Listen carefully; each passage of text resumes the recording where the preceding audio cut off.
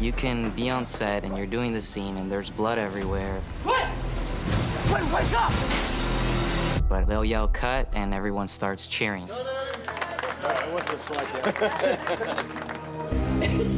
After the first movie, cast, crew, all the other creatives, we really had such a connection and we were so close.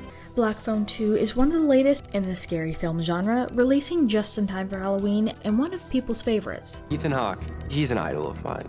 He walks on set and first take just nails it. It's inspiring. Working with him on the first Black Phone, it taught me, I want to get better and learn from my craft. In the first movie, I didn't get to work with him. In this movie, we have a lot of scenes together, and working with him is so awesome. This sequel revolves around the surviving siblings, Finney and Gwen, 4 years after the film's first events, who are haunted by the vengeful spirit of the grabber. He had been frozen in hell for all these years since the first movie.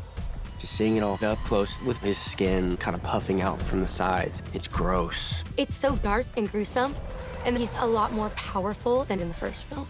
I have needs, just like everyone else.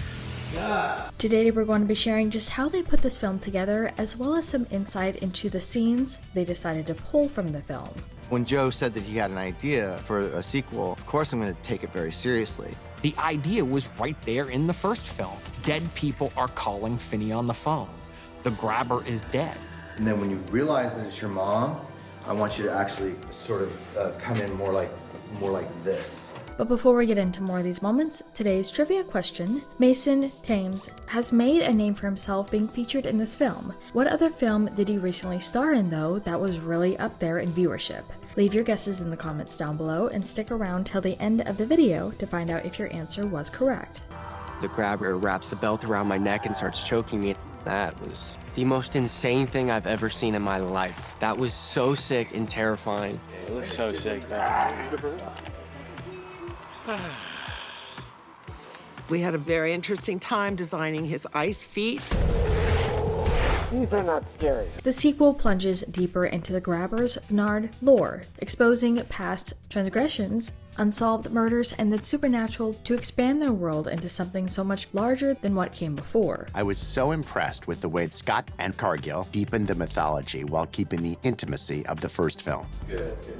The grabber's goal in the second movie is to take down Finn by hurting Gwen. The door will start slowly opening. The grabber's motivation is to make you believe that nightmares will never go away. No digital trickery in this. All the sequences that look like film are, Cargill said. As it turns out, they used Super 8 proper for the scenes without sound, and Super 16 for the moments that feature dialogue. Now the mask is covered in frost and frozen. He takes his mask off in this film. We see what has happened to his face, and that is a pretty nasty bit. We're seeing something that's not really human anymore, and that mask has become who he really is. While plenty of filmmakers have used digital effects and try and replicate the look of Super 8, there's always something a little artificial about it that pulls you out of the immersion. No matter how much technology advances, there is no replacement for the real thing. The sequence we're doing here right now is the grabber comes up behind Maddie and he breaks the glass, grabs the phone cord, wraps it around her neck, slams her up to the top of the phone booth, brings her down, wraps the cord around, and then she goes for a 100-mile-an-hour spin. We have a rig over there that spins, and we're providing the horsepower over here with a winch that we're going to operate. Super 8 and Super 16 cameras are also pretty particular, and the crew was constantly rotating out cameras that were locking up due to the cold weather. It was 6 degrees one night, so the camera was literally freezing and wouldn't get up to a constant speed, the director said. Now it's just like, when, where, I'm there. Mason Thames and Madeline McGraw return, and these kids blow us away every time.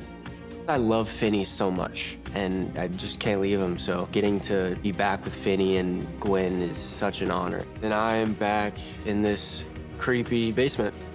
Yeah. Ethan Hawke gave his thoughts on a Black Phone trilogy. Genre's a great place to play, and every genre is kind of a sequel, in a way, because you're building off such pre-existing expectations, he said. That would be my dream for the third one. to let it be a character piece about what made him who he is now and how he's haunting other people's dreams. I actually asked if I could meet with Madeline before we came to set. Just as people, we're very similar. Honestly, she's so much like me, it's kind of scary. It's great because we're playing mother and daughter. It's kind of like how Hope is a lot like Gwen, going through the process of navigating life as a young woman. It's interesting that Hawke has been so willing to return for more, as he explains that he's not usually a fan of sequels. "I'm just not into them, cause so often they turn into corporate money grabs," Hawke said, adding that director Scott Dickerson really wanted to push himself with Black Phone 2. He brings this intensity that isn't forced. I said no. It lives in him, and I think the camera catches it nicely. If you have another nightmare, we'll wake you. What if you can't? What got me the most excited to play Gwen again was that I get to learn more about her.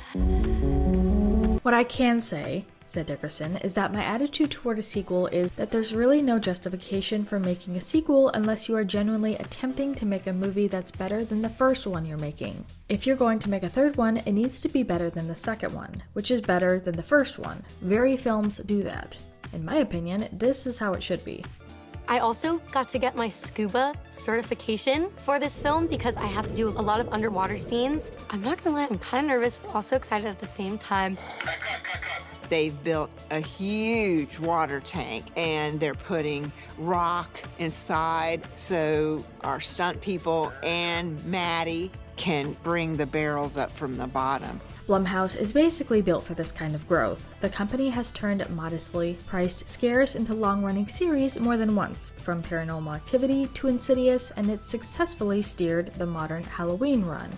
We're going to have the grabber entering her dreams, and Scott's like, "Oh man, it's this film I caught late night back in like 1983, and you gotta watch the scene." Being chased by the grabber, I'm in my house, and then all of a sudden, I'm transported to the basement.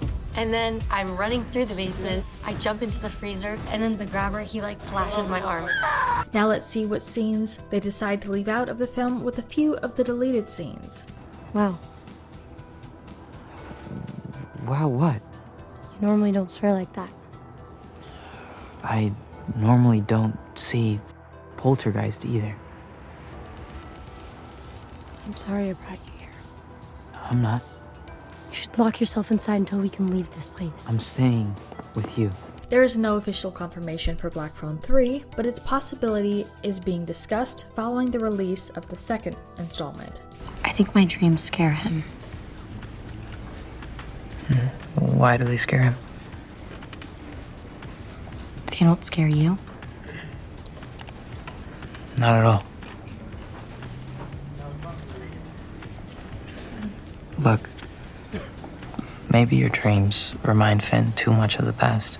Director Scott Dickerson will only consider a third film if it can be a genuinely original and better story than the previous ones, and without repeating the plot. Right now though, these are only thoughts, and there is no real action going towards a third installment as of right now. You know you're always on my mind. And I know I'm always on yours. At least, I still hope that's true. I'm not doing so well. And as far as the answer to our trivia question, Mason not only has made a name for himself in the sequel, but he was very recently in the live-action How to Train Your Dragon project, portrayed as Hiccup. What's this? Counselor registration for summer. You want us to come back? It was Barbara's idea. You too. Take care. But we wanted to turn this around to you guys. What do you think about all these moments? Which one was your favorite, and what did you think was the best scene in this film? The three kids in the late 50s. What happened to them? Vanished. After the third one disappeared, the owner closed the place. Police never turn up any real evidence. Death by misadventure, they eventually called it. Let us know what your thoughts are in the comments down below. Make sure you're subscribed with notifications on for more videos just like this. That's it for today though. We'll see you all next time with a brand new video. Bye guys. You got moxie, kid. I like that. Glad there's something to like about me. Hey, don't be hard on yourself like that. Okay, the world is full of people who will shit on you just for spite. If you don't embrace who you are, then how the hell will anyone else?